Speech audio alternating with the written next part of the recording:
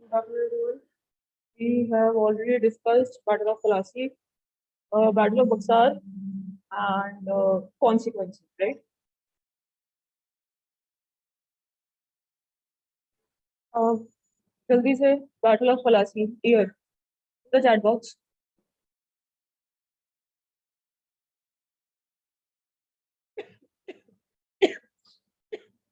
Chat box में Battle of Plassey का year.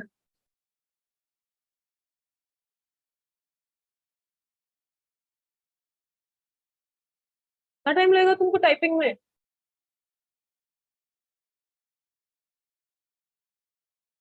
Kamakhya correct, Anya correct. दो आंसर्स आए अभी तक मेरे पास. यशविन करेक्ट. हाँ Yashwin, no no no no no no, Yashwin not correct.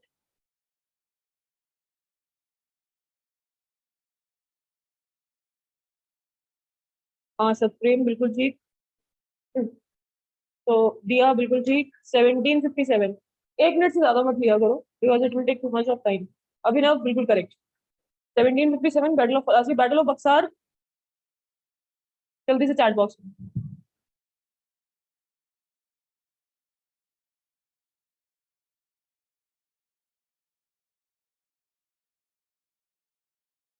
Kamakhya correct. मेरे ख्याल से वो टाइपिंग एरर है. हाँ आई गॉट. बिल्कुल अक्षत ठीक है. Shaurya correct. Prem correct. Kartik correct. Yashwin correct. 1764. Okay, Battle of Plassey. It was between Sirajuddaula and versus the company, and Battle of Buxar, Mir Qasim versus the company. In both the cases, commanded by Robert Clive. Okay. Consequences हमने देख लिए थे. Major consequences: indemnity of 5 lakh rupees per month नवाब को पे करनी पड़ेगी. ठीक है. Then finally 1765 Diwani rights of Bengal. Now here's a direct question which can be there, that how the Diwani, which sort of problems did Diwani rights solved for the company? Okay, so this solved a major problem. ये सारा answer आएगा आपका. I've also given you the homework to read it till here. I hope there's no doubt.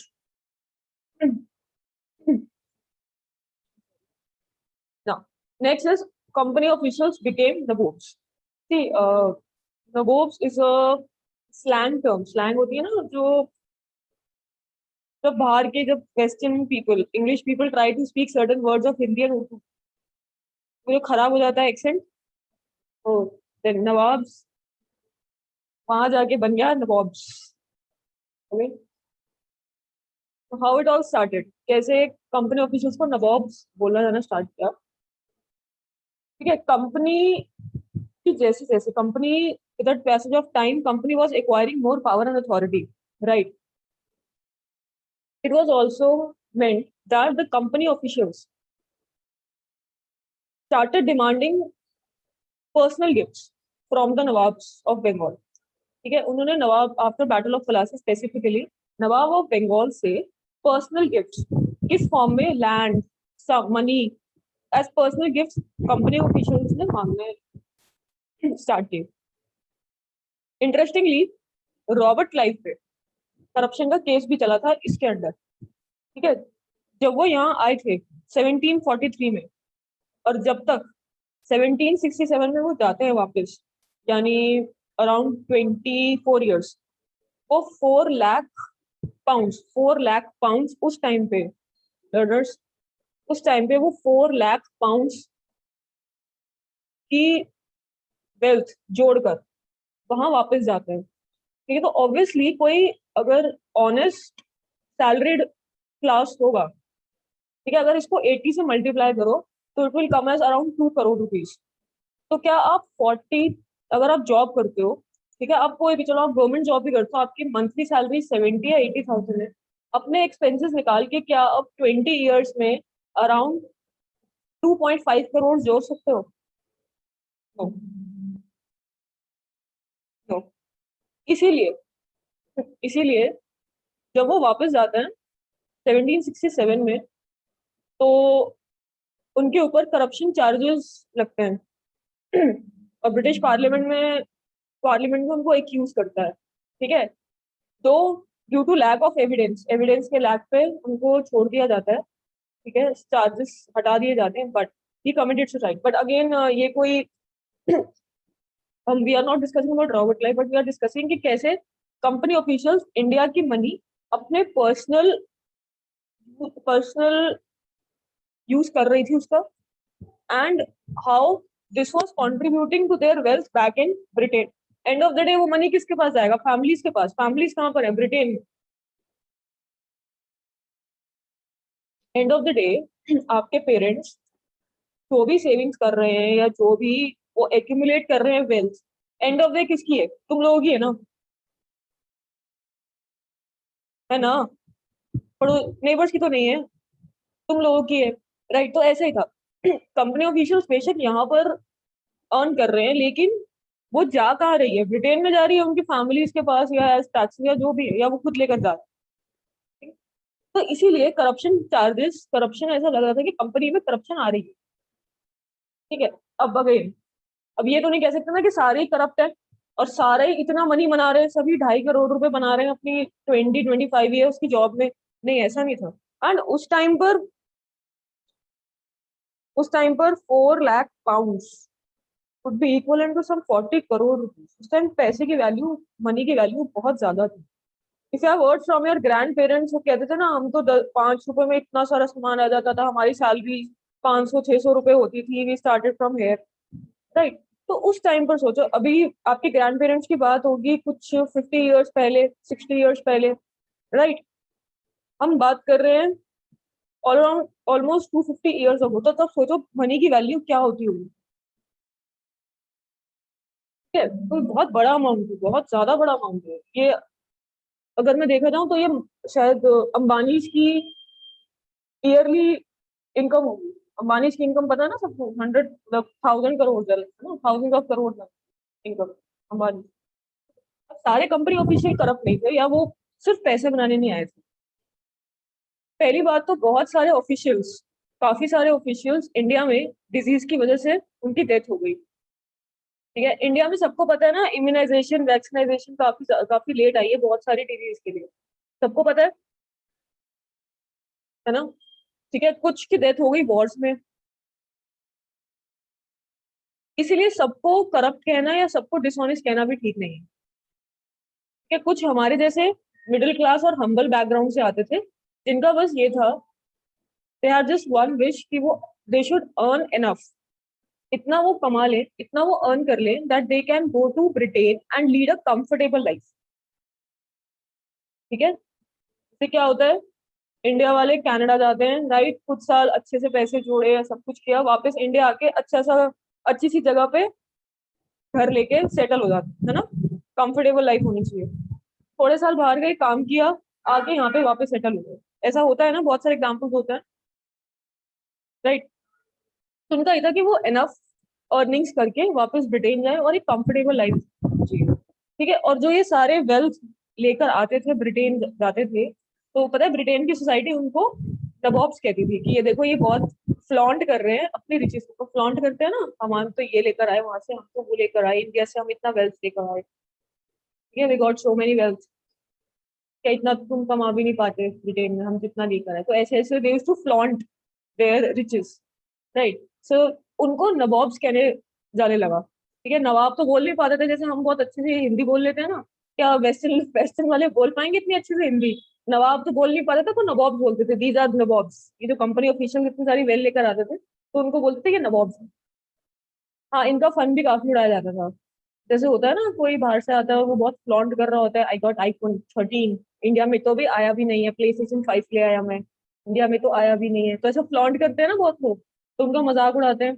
तो इनका भी मजाक उड़ता था प्लेज में और कार्टून में, ये जो नवाब बन के आ गए हैं वहां से पैसे कमा के, ठीक है।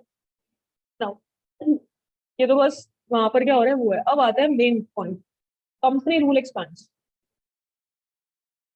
ठीक है। अब मैंने ये बताया था 1757 is a landmark in the Indian history. ये बताया था मैंने, मॉडर्न इंडियन हिस्ट्री। ठीक है। अब अब वो आवाज आ रही है?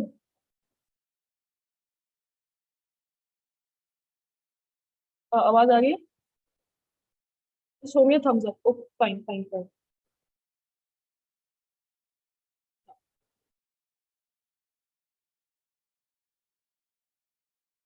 नीड टू एक दूसरी चीज ये है कि जो मॉडर्न इंडियन हिस्ट्री है बच्चा, it is divided into two phases. ठीक है। वो टू फेजेस में डिवाइडेड है। 1757 because it marks the beginning of expansion of India, expansion of company. ठीक है। एक्सपेंशन ऑफ कंपनी होता है किस पॉलिटिकल टर्म्स में, जब वो कॉन्कर करना स्टार्ट करती है टेरिटरीज। ठीक है। 1857 तक, 1857, अगर आप लोगों को याद हो, आपने रिवोल्ट पढ़ा होगा, रिवोल्ट ऑफ 1857 बचपन में। याद है? किसी को नहीं भी याद तो कोई बात नहीं, भी है वो whole chapter of it, tension मत लो। 1857, 1757 से 1857, फिर 1857 से 1947, मेजरली ये दो फेज। ठीक है। अब यहाँ कुछ सिग्निफिकेंट, बहुत सिग्निफिकेंट हुआ था। ऑब्वियसली उसको समझने के लिए पहले इन पूरे 100 ईयर्स को समझना जरूरी है। इन 100 ईयर्स में हुआ क्या, why there was a sudden shift, और या एक डिस्टिंक्शन कैसे बन गई। ठीक है। उसके लिए आपको पूरा समझना पड़ेगा कंपनी ने क्या क्या इंट्रोड्यूस किया जिसको हटाना पड़ा, everything what led to revolt of 1857। ठीक है। Revolt of 1857 plays a very important role in medieval history. ठीक है। दूसरा फेज है, ये फेज वन है आपका, and this is phase two, when you finally, आपका पूरा नेशनल मूवमेंट है इसमें। अब कांग्रेस को, इसी के अंदर आपकी पाकिस्तान की डिमांड आती है, जब सब कुछ आता है। ठीक है। पार्टीशन की तरफ हम जाते हैं, कॉन्स्टिट्यूशन बनने की तरफ हम जाते हैं, तो ये नेशनल मूवमेंट आ जाती है पूरी फेज टू में। देखो, अब देखो, phase one is all expansion of the company, company expand कर रही है। फेज टू में हम थ्राइव कर रहे हैं इंडिपेंडेंस के लिए, हम स्टार्ट करते हैं इंडिपेंडेंस मूवमेंट।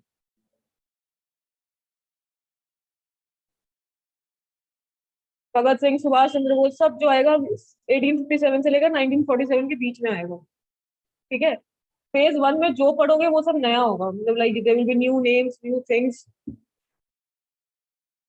तो इन 100 ईयर्स में how did the British rule expanded in India, how they were able to capture India and its territories, वो सब पढ़ेंगे। ठीक है। ठीक है। Take a screenshot if possible, instead of writing. If all those who are writing, take a screenshot बच्चा। if you are writing, okay, it's okay, I can give you 2 minutes। Screenshot ले लो तो ज्यादा बेटर है, दोनों काम। Kamakhya, are you done बच्चे? Written. अब आगे, द कॉन्केस्ट, जो ये कॉन्केस्ट हुआ, कॉन्केस्ट किया 100 ईयर्स में ब्रिटिशर्स ने, बच्चे वो 3 वेज से था। ठीक, मतलब 3 वेज इन द सेंस, 3 तरीके थे। ठीक है। Military attack, direct military attack, ये लास्ट रिजॉर्ट था। जब ये तीनों वेज फेल हो गए, जब ये तीनों वेज फेल होते थे, तब डायरेक्ट मिलिट्री अटैक होता था। ठीक है। वो 3 वेज, अभी नाम लिख रही हूँ बस, अभी बस नाम लिख रही हूँ, अभी एक्सप्लेन करूंगी। Subsidiary alliance, claim to paramountcy,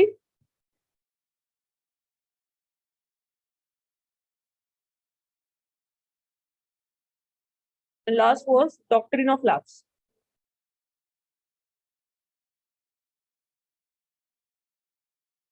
हाँ हाँ, इसको आप मणिकर्णिका से रिलेट कर पाओगे, जब मैं पढ़ाऊंगी इसे, तो you will be able to relate it with Manikarnika. ठीक है।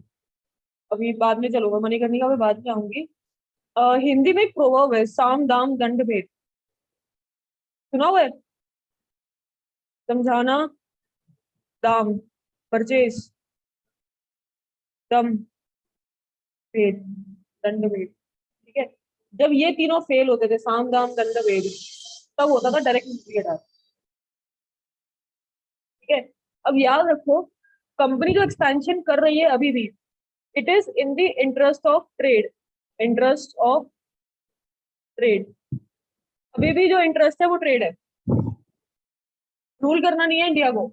हमने पिछले पीछे पढ़ा था कि अगर हमें ट्रेड एक्सपैंड करना है, we need to expand the territories.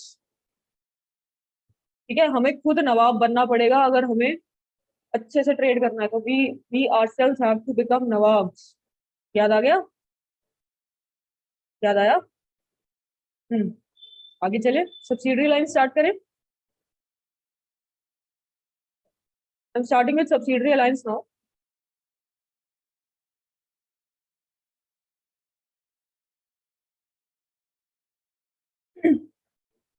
The company rarely launch, देखो यहाँ लिखा हुआ है, the company rarely launch a direct military attack on an unknown territory. जिसके बारे में पता नहीं है, पहली बात तो उस पर अटैक ही नहीं करना, पहली बात।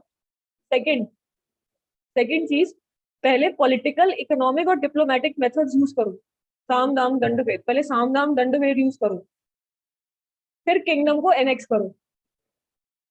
पहले अपना इन्फ्लुएंस बढ़ाओ, ठीक है, पॉलिटिकल, इकोनॉमिक और डिप्लोमेटिक वे से, उसके बाद एनेक्स करो किसी इंडियन किंगडम को।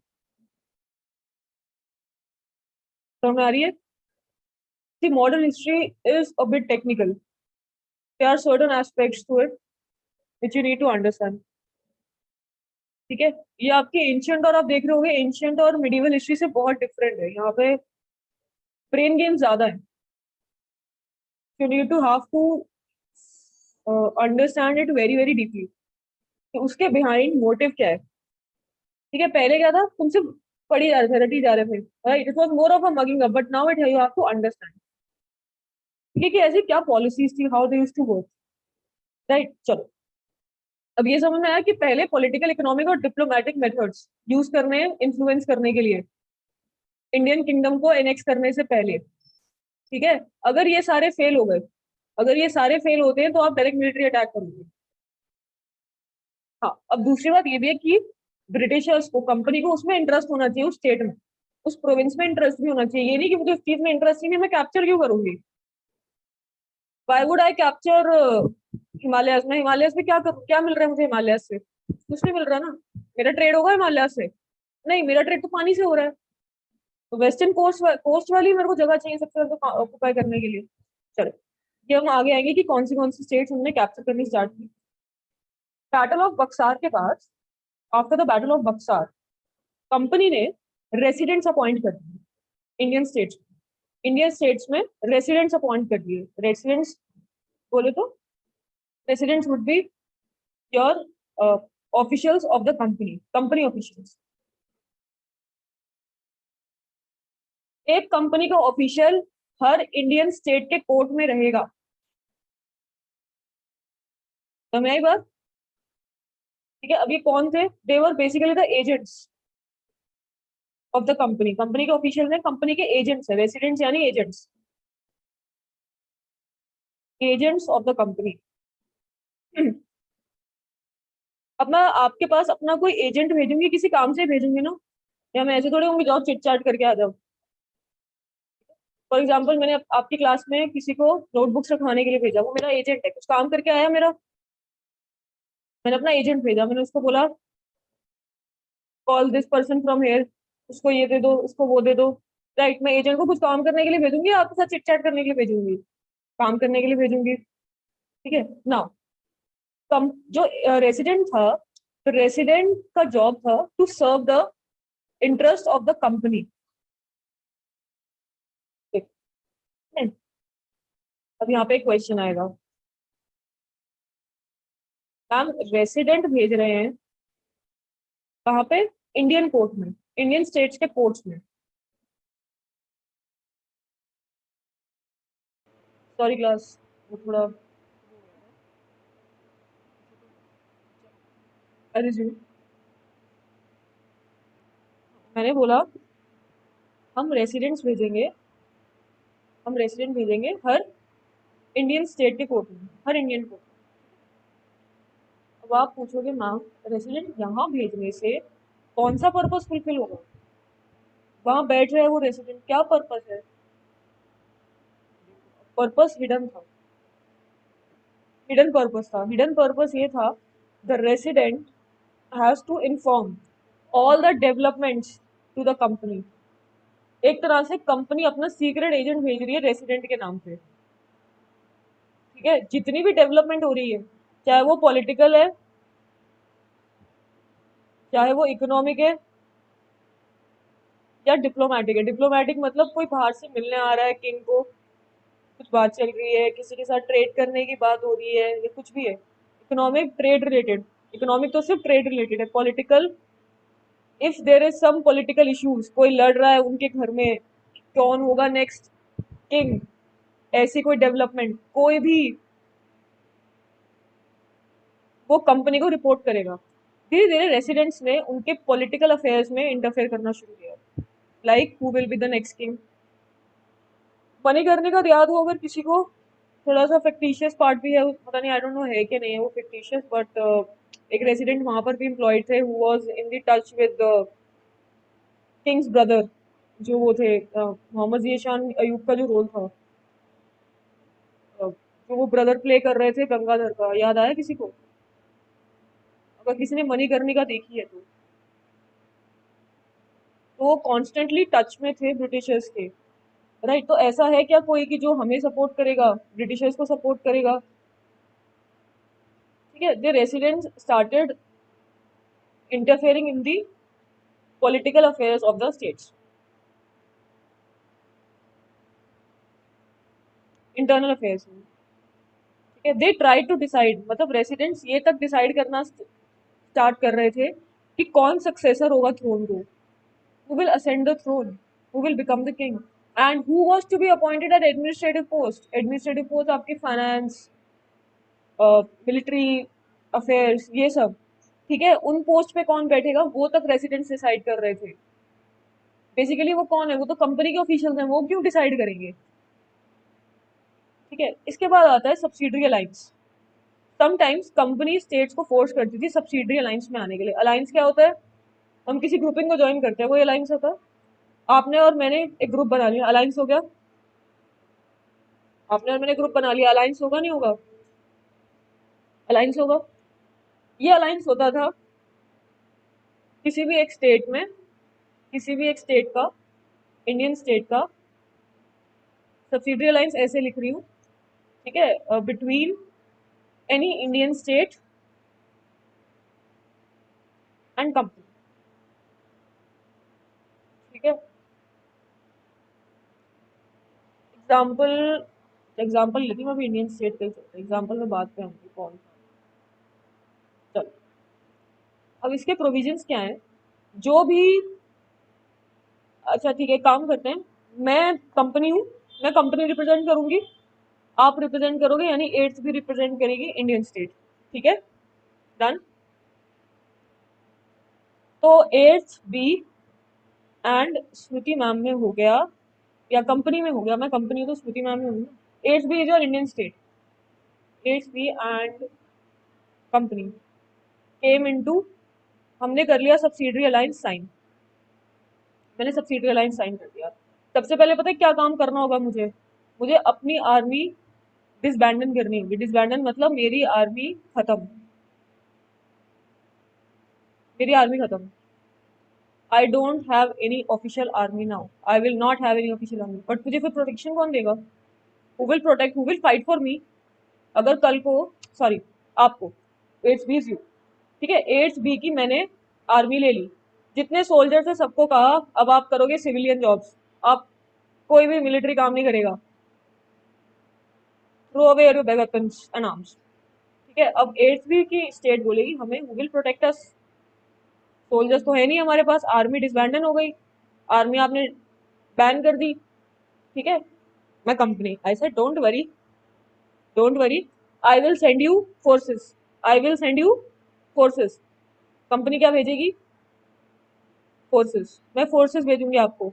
जो कंपनी फोर्सेस भेजेगी उसको बोला जाता है सब्सिडरी फोर्सेस। मैंने कहा मैं आपको सब्सिडरी फोर्सेस भेजूंगी, यानी आपके पास इंग्लिश सोल्जर्स होंगे, जाने दीजिए, आप पुराने लोग हैं, आप अभी तक वो तलवारों से लड़ रहे हैं, हमारे पास गन्स हैं, राइफल्स हैं। ठीक है, आई सेड हमारे पास गन्स हैं, राइफल्स हैं, हम इंग्लिश सोल्जर्स हैं, we are very very professional, they will protect your state. ठीक है, मैंने आपको बोला सब्सिडरी फोर्सेस भेज रही हूँ। Said okay thank you. I said no thank you, pay me, पे करो सब्सिडरी फोर्सेस के लिए, फ्री में नहीं होगा ये। ठीक है, आपने कहा ओके ईएमआई बना दो, मैंने ईएमआई बना दी।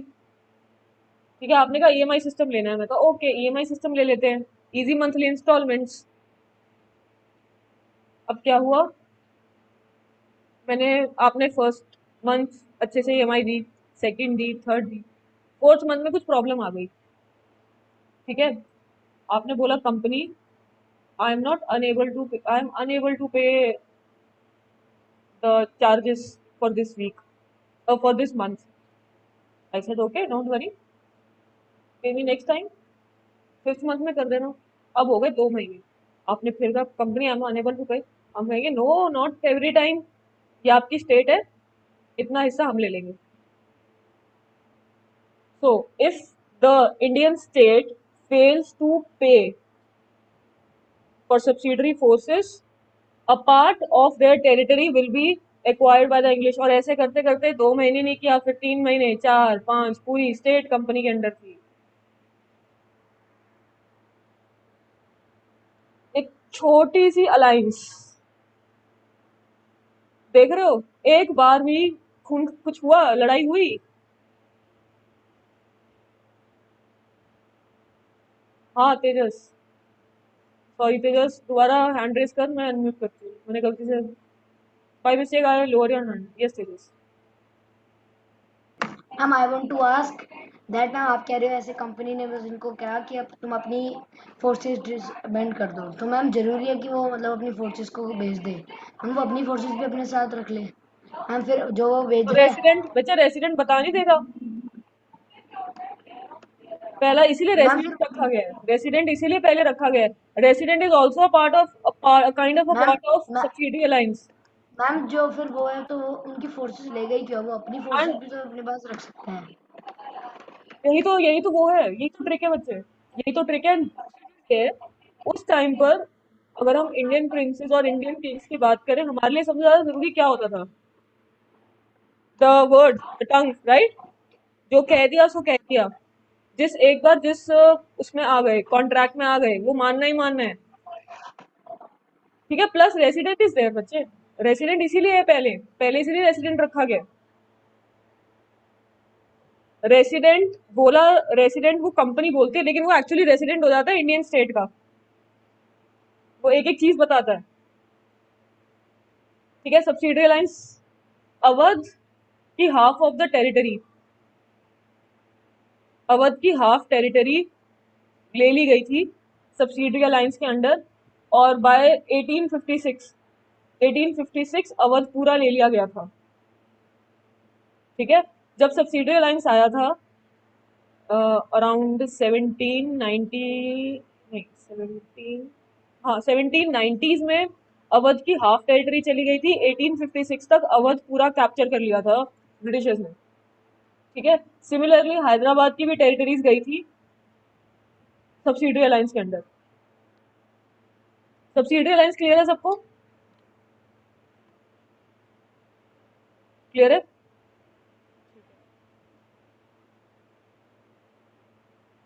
अच्छा, अब नेक्स्ट कल पीरियड है, हाँ we have a period tomorrow. अच्छा, थोड़ा सा मैं बता देती हूँ टीपू सुल्तान के बारे में। ठीक है, अब हम 3 स्टेट्स मेजरली पढ़ेंगे जिनको कॉन्कर किया था, जो लार्ज स्टेट्स थे, मैसूर, मराठास का एरिया, पंजाब। ठीक है, उसके बाद डॉक्ट्रिन ऑफ लैब्स के अंडर बहुत सारी स्टेट्स आती हैं। डॉक्ट्रिन ऑफ लैब्स जब मैं पढ़ाऊंगी तो मैं स्टेट्स बता दूंगी कौन सी एक्वायर की थी। ठीक है, मैं टीपू सुल्तान का थोड़ा सा अभी ब्रीफ दे रही हूँ।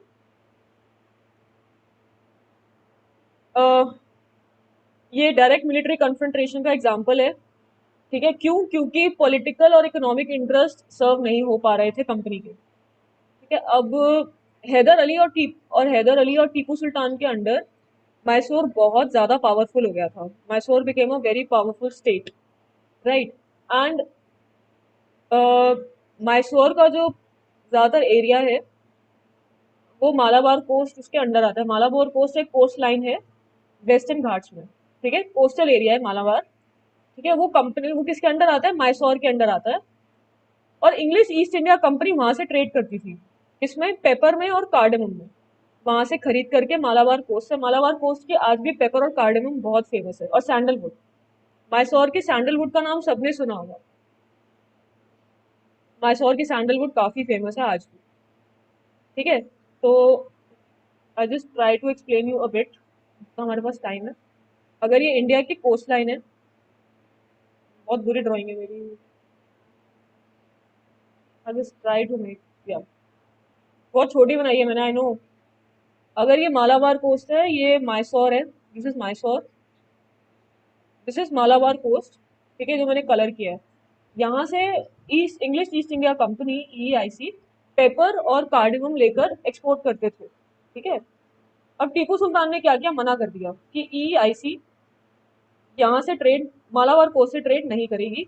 मर्चेंट्स को, लोकल ट्रेडर्स को मना कर दिया. मैसूर के ट्रेडर्स और मालाबार कोस्ट के ट्रेडर्स को मना कर दिया कि आप EIC को कुछ नहीं सेल करोगे, ठीक है. Further what Tipu Sultan did, Tipu Sultan made friendship with the French. उन्होंने फ्रेंच के साथ फ्रेंडशिप अलायंस में आ गए, ठीक है. एंड उन्होंने अपनी आर्मी भी अपग्रेड कर दी with the help of French, ठीक है. अपग्रेड का मतलब बेटर आर्म्स, अपग्रेडेड आर्म्स, तलवार वगैरह नहीं, राइफल से लड़ेंगे. अब ब्रिटिशर्स का जहां पर ट्रेड रोक दिया जाए, उनके लिए तो वो सबसे बड़ा थ्रेट है कि नहीं? वो तो सबको ट्रेड के लिए कर रहे हैं, और आपने ट्रेड ही रोक दिया उनका. आपने मना कर दिया मर्चेंट्स को कि आप कुछ नहीं बेचोगे इंग्लिश ईस्ट इंडिया कंपनी को, ठीक है. ईस्ट इंडिया कंपनी के शिप्स रोक दिए, कुछ ट्रेड नहीं होगा यहाँ से. कंपनी वॉज फ्यूरियस, कंपनी को आया बहुत ज्यादा गुस्सा. ऊपर से अच्छा, आगे से आपने फ्रेंच एंड इंग्लिश पर राइवलरीज, फ्रेंच और English East India company rivalries थे कि नहीं थे? टीपू सुल्तान किसकी हेल्प ले रहे हैं? फ्रेंच की, ठीक है. ब्रिटिशर्स फ्यूरियस हो गए. उन्होंने हैदर अली और टीपू सुल्तान को डेंजरस, एरोगेंट और एम्बिशियस कह दिया, और उन्होंने कहा ये वो रूलर्स हैं जो इमीडिएटली कंट्रोल और क्रश किए जाने चाहिए. 4 वॉर्स हुई मैसूर के साथ, 4 डायरेक्ट वॉर्स. ये प्राइम एग्जाम्पल है कि जो उनके ट्रेड में इंटरफेरेंस करेगा उसके साथ डायरेक्ट अटैक होगा. 4 Wars, 4 Anglo Mysore Wars. Year याद करने की सबकी जरूरत नहीं है, इतना याद रखो, 4 एंग्लो मैसूर वॉर्स हुई थी. 1799 वाली सबसे इंपॉर्टेंट है, फाइनली, जिसमें Tipu Sultan was defeated finally. Second में इसमें हैदर अली जो उनके फादर थे टीपू सुल्तान के, उनकी डेथ हो जाती है, और टीपू सुल्तान किंग भी बनते हैं, और वो टेक ओवर करते हैं बैटल को, ठीक है. फिर तीसरी बैटल भी होती है, और फाइनली फोर्थ बैटल में बैटल ऑफ सेरेंगीपट्टनम, नाम याद रखना, बैटल ऑफ सेरेंगीपट्टनम, सेरेंगापट्टनम. सेरेंगापट्टनम मैसूर की कैपिटल थी. इस बैटल में फाइनली टीपू सुल्तान हार गए थे, ठीक है. ही वॉज किल्ड डिफेंडिंग, अपनी कैपिटल को डिफीट करते करते उनकी डेथ हो गई थी. और मैसूर का क्या हुआ? मैसूर को एक पुरानी डायनेस्टी, पहले जो रूल करती थी मैसूर को, वोडियार्स की, उनके अंडर प्लेस कर दिया, और मैसूर पे सब्सिडरी लाइन्स लगा दिया. सब्सिडरी लाइन्स लगा दिया मतलब पावर अभी भी किसके पास है? सिर्फ रूलर कोई और है, पावर्स किसके पास है अगर सब्सिडरी लाइन्स लग गया तो? कंपनी. रूल तो इनडायरेक्टली कंपनी करेगी ना, रेसिडेंट भी है, सब्सिडरी लाइन्स भी है, फोर्सेस कंपनी की है, ठीक है. सिर्फ डायनेस्टी दूसरी है वोडियार्स की. Clear? Tomorrow we will be studying about Marathas. I guess time up हो रहा है. अटेंडेंस भेज दिया सबने? Let's meet up tomorrow.